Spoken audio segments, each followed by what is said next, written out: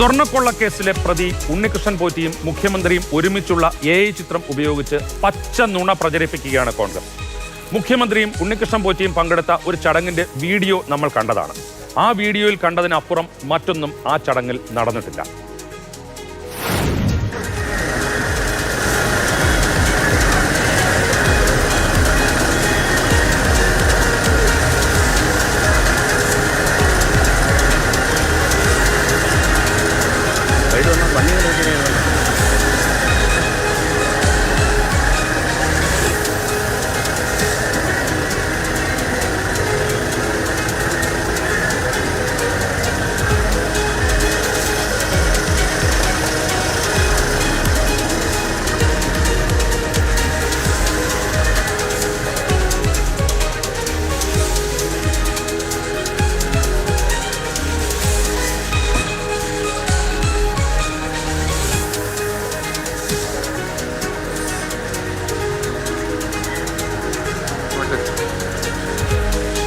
ഈ വീഡിയോയിൽ നിന്ന് ഏത് സാങ്കേതിക വിദ്യ ഉപയോഗിച്ച് നിശ്ചല ദൃശ്യം എടുത്താലും കോൺഗ്രസ് നേതാവ് N സുബ്രഹ്മണ്യം പ്രചരിപ്പിച്ചതുപോലെ ഒരു ചിത്രം കിട്ടില്ല.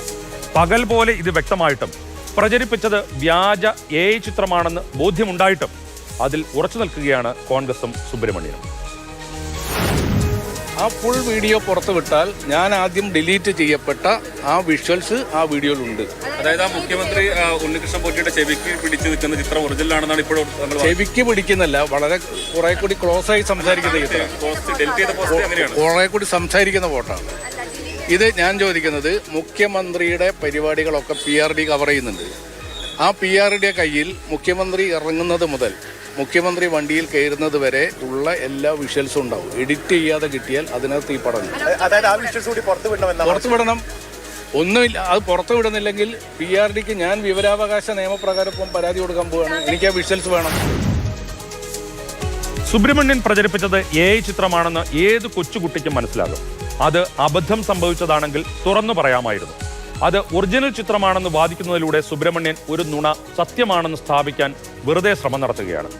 സുബ്രഹ്മണ്യനെ പിന്തുണയ്ക്കുന്ന കോൺഗ്രസ് ഒരു പച്ചക്കള്ളത്തിന് കൂട്ടുനിൽക്കുകയാണ്. അദ്ദേഹത്തെ അപകീർത്തിപ്പെടുത്താനുള്ള ഒരു നടപടിയും സുബ്രഹ്മണ്യൻ ചെയ്തിട്ടില്ല. സുബ്രഹ്മണ്യൻ ഒരു പൊതുപ്രവർത്തകനാണ്, കോൺഗ്രസ് നേതാവാണ്. അദ്ദേഹം സാമൂഹ്യ മാധ്യമങ്ങളിൽ വന്ന ഒരു ചിത്രം അദ്ദേഹം തന്റെ ഫേസ്ബുക്ക് പോസ്റ്റിൽ ആഡ് ചെയ്തു എന്ന് മാത്രമാണ് അദ്ദേഹം ചെയ്തത്. രാജീവ് ചന്ദ്രശേഖരനെതിരെ എന്തുകൊണ്ട് കേസെടുത്തില്ല? BJPയും CPM-ഉം തമ്മിലുള്ള അന്തർധാര നിലനിൽക്കുന്നത് കൊണ്ടാണോ രാജീവ് ചന്ദ്രശേഖരന്റെ പേരിൽ കേസെടുക്കാഞ്ഞത്? N സുബ്രഹ്മണ്യം കോൺഗ്രസ് നേതാവായതുകൊണ്ടല്ലേ അദ്ദേഹത്തിന്റെ പേരിൽ ഇപ്പം കേസെടുത്തത്? സുബ്രഹ്മണ്യത്തിന്റെ പേരിൽ കേസെടുക്കാമെങ്കിൽ രാജീവ് ചന്ദ്രശേഖരന്റെ പേരിൽ 1 മാസം മുമ്പ് കേസെടുക്കേണ്ടത് ആയിരുന്നില്ലേ? സാധാരണ ചിത്രങ്ങൾ ഉയർത്തി രാഷ്ട്രീയാരോപണങ്ങൾ ഉന്നയിക്കുന്നത് പോലെയല്ല ഒരു വ്യാജ ചിത്രം ഉപയോഗിച്ച് ആരോപണം ഉന്നയിക്കുന്നത്. അത് ഗുരുതരമായ കുറ്റകൃത്യമാണ്. സൈബർ ലോകത്ത് മുഖമില്ലാത്തവർ ചെയ്താലും ഉത്തരവാദിത്വമുള്ള രാഷ്ട്രീയ നേതാവ് ചെയ്താലും തെറ്റ് തന്നെയാണ്.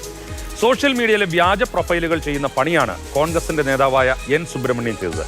സുബ്രഹ്മണ്യനെ തിരുത്തുകയോ തള്ളിപ്പറയുകയോ ചെയ്യാത്ത കോൺഗ്രസും ഇതിന്റെ പ്രത്യാഘാതം അനുഭവിക്കേണ്ടി വരും. കാരണം വ്യാജ ചിത്രങ്ങളും വ്യാജ വാർത്തകളും ഇരുതല മൂർച്ചയുള്ള വാളാണ്. നാളെ അത് ആർക്കു നേരെയും വരാം.